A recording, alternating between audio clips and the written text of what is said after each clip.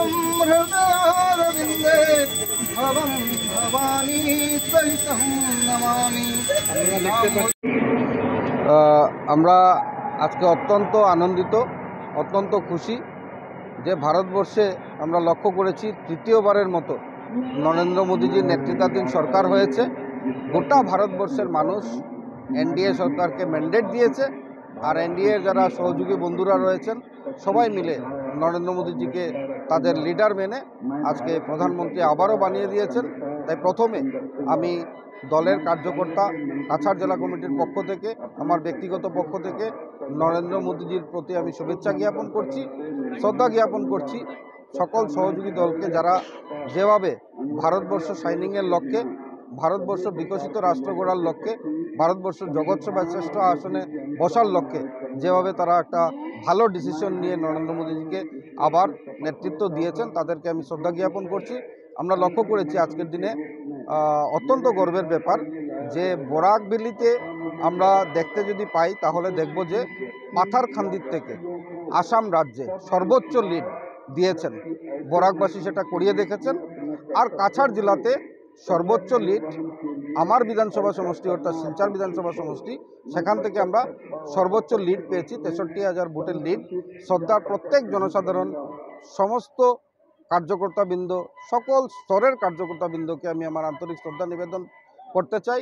যেভাবে নিরলস প্রচেষ্টা করে তারা এই কাজকে করে দিয়েছেন, তার জন্য সত্যিকার অর্থে আমরা গর্বিত। আর বিশেষ করে মাননীয় মুখ্যমন্ত্রী 6বার আজকে কাছাড় জেলাতে বিভিন্ন সভা সমিতিতে উপস্থিত হয়েছেন, সেটা লক্ষণীয় ব্যাপার ছিল।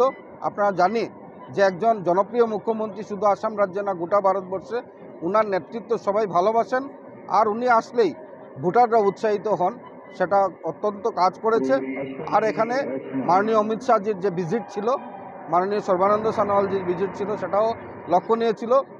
যেদিন অমিত শাহজি এসছেন আপনারা জানেন যে প্রায় 1,20,000 মানুষ এখানে উপস্থিত হয়েছিলেন, আর শিলচরবাসী সবাই মিলে উপস্থিত হয়েছিলেন। শুধু শিলচর কনস্টিটুয়েন্সি থেকে 80,000 থেকে 1 লক্ষ মানুষ উপস্থিত হয়েছিলেন, সেটা অত্যন্ত গুরুত্বপূর্ণ বিষয় ছিল, যার জন্য শিলচর 63,000 সর্বোচ্চ লিড কাছাড় জেলার থেকে দিয়েছে।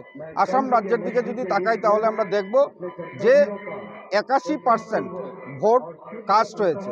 মাননীয় মুখ্যমন্ত্রী ডক্টর হিমন্ত বিশ্ব শর্মার নেতৃত্বে মাত্র সেটা সম্ভব হয়েছে, ভবিষ কলিতার নেতৃত্বে সেটা সম্ভব হয়েছে।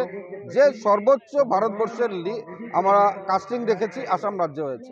তার জন্য আপনারা দেখেছেন যে প্রধানমন্ত্রী নরেন্দ্র মোদীজির সরকার হয়েছে। আর আমি সেটাই বলবো যে নরেন্দ্র মোদীজির যে 10 বছর স্পানের যে কাজ, সেই কাজের উপর বিশ্বাস রেখে যেভাবে তিনি ভারত রাষ্ট্রকে আবার, ভারত রাষ্ট্রের স্বাধীনতার পর থেকে যে গৌরব চলে গেছিল, মাত্র 10 বছরের মাথায় সেটাকে ফিরিয়ে এনেছেন।